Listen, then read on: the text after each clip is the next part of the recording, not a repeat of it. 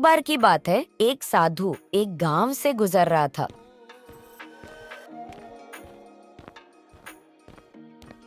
तभी उसका नजर एक व्यक्ति पे पड़ता है। वह बहुत ही तेजी से कहीं जा रहा था। वो एक किसान था। तुम कौन हो और कहाँ जा रहे हो? हे महात्मा, मैं एक किसान हूँ और मैं खेत में काम करने जा रहा हूँ। बेटा, तुम देखने में बहुत ही मेहनती और ईमानदार लगते हो। जी महाराज, मेरे पिताजी हमें हमेशा से मेहनत करने का सिखाया है, इसीलिए हमें मेहनत करना ही अच्छा लगता है। रामू को बात सुनकर साधु को बहुत अच्छा लगा। बहुत सुंदर बेटा। मैं जानता हूँ तुम मेहनती हो, पर हमेशा एक बात याद रखना। हाँ गुरुजी, मैं जानता हूँ कि आप बहुत ही ज्ञानी हो। मैं आपका आज्ञा का पालन करूँगा। तुम पहले वादा करो कि मेरी बात मानोगे। तुम किसी भी परेशानी में मेहनत करना नहीं छोड़ना। महाराज जी, मैं वादा करता हूँ मैं आपका बात मानूंगा। हे गुरुदेव, मैं हमेशा मेहनत करूँगा और मन लगाकर मेहनत करूँगा। साधु इतना कहकर अपने रास्ता पे चल देता है और रोहन खेत में काम करने के लिए चला जाता है।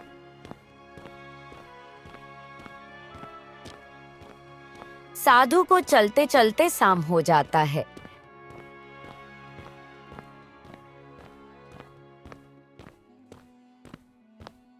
वह सोचता है यही कहीं गांव में रहने का। तभी उसका नजर एक व्यक्ति पर पड़ता है जो अपने घर जा रहा था। बेटा बेटा, मैं यहाँ से गुजर रहा था और रात हो गया है। क्या मैं तुम्हारे साथ तुम्हारे घर पे रुकता हूँ? उस व्यक्ति को शक होता है और बोलता है, नहीं नहीं साधु बाबा, मैं नहीं रख सकता हूँ आपको। बेटा, सिर्फ रात भर की ही बात है। मैं सुबह जल्दी चला जाऊंगा। नहीं बाबा नहीं। इतना कहकर व्यक्ति चला जाता है। साधु निराश हो जाता है और भीड़ कुछ दूर चलता है।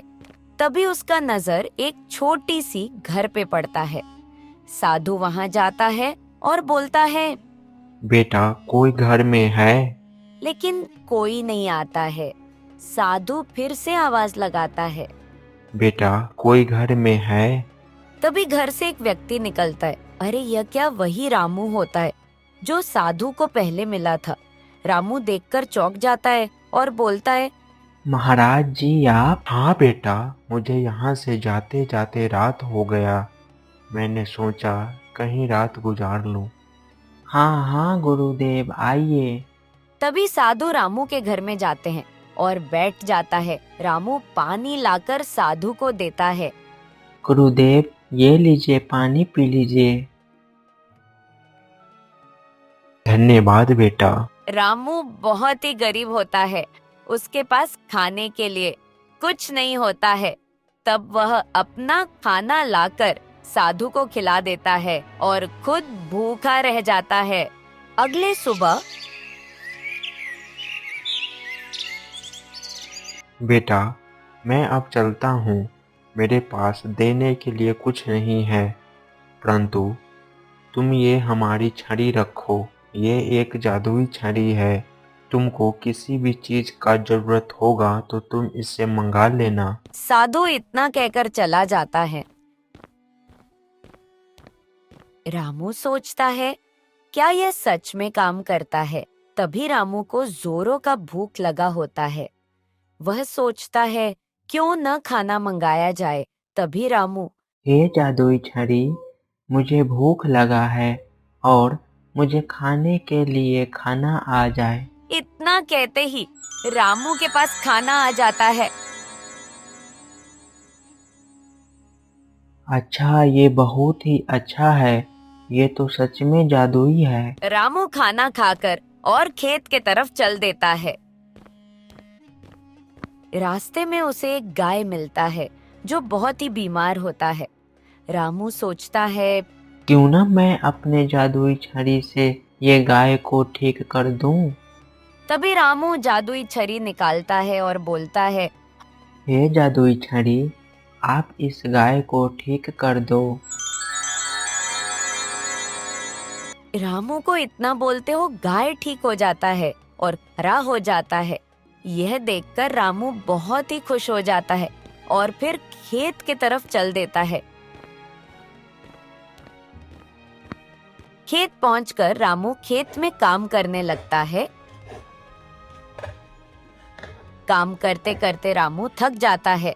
हे भगवान, मैं तो थक गया। ऐसा करता हूँ, थोड़ी देर आराम कर लेता हूँ। रामू पेड़ के पास जाता है और आराम करने लगता है। उतने में ही उसका आंख लग जाता है और शाम हो जाता है। हे भगवान, ये तो शाम हो गया और मेरा काम भी पूरा नहीं हुआ। रामू उदास होकर घर के तरफ लौट रहा था। तभी रास्ते में उसे एक व्यक्ति मिलता है जिसका नाम मोहन होता है। अरे रामू, अभी तुम कहाँ से आ रहे हो? मैं खेत से आ रहा हूँ मोहन भाई। इतना रात को? हाँ। रामू के हाथ में वही जादुई छड़ी था जिस पे मोहन का नजर पड़ जाता है, तो बोलता है। अरे रामू, ये छड़ी कैसा है? मोहन को शक होता है, परंतु रामू कुछ नहीं बताता है। तभी रामू वहां से जाने लगता है।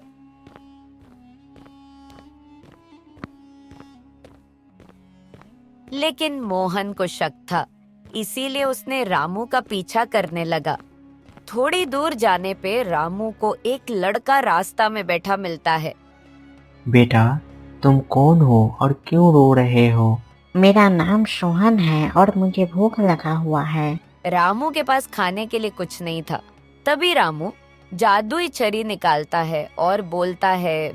ये जादुई छड़ी, मुझे खाने के लिए कुछ ला दो।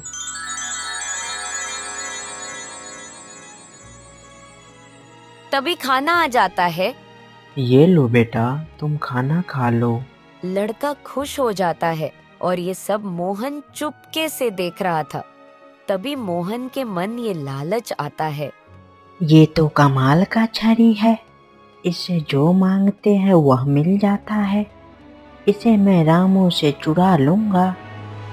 रामू घर के तरफ चल देता है। रामू बहुत थक जाता है तो वह सो जाता है। तभी मोहन चुपके से रामू के घर में घुस जाता है।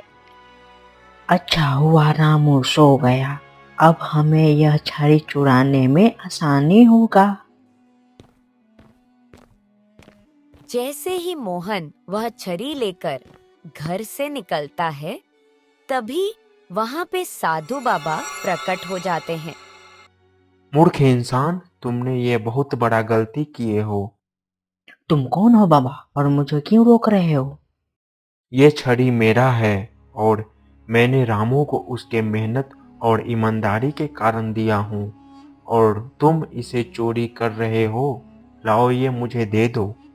नहीं नहीं बाबा, ये मैं नहीं दूंगा। बेटा, ये तुमको मुझे देना ही होगा। अगर तुम चाहते हो कि तुमको मिले तो तुम रामू के जैसे मेहनत करो। शर्मिंदा हो जाता है और छड़ी फिर रामू के घर में रख देता है और साधु से बोलता है। साधु बाबा, आपने मुझे आज आँख खोल दी। आज के बाद मैं कभी चोरी नहीं करूँगा। ठीक है बेटा। इतना कहकर साधु चला जाता है और मोहन भी अपना घर लौट आता है।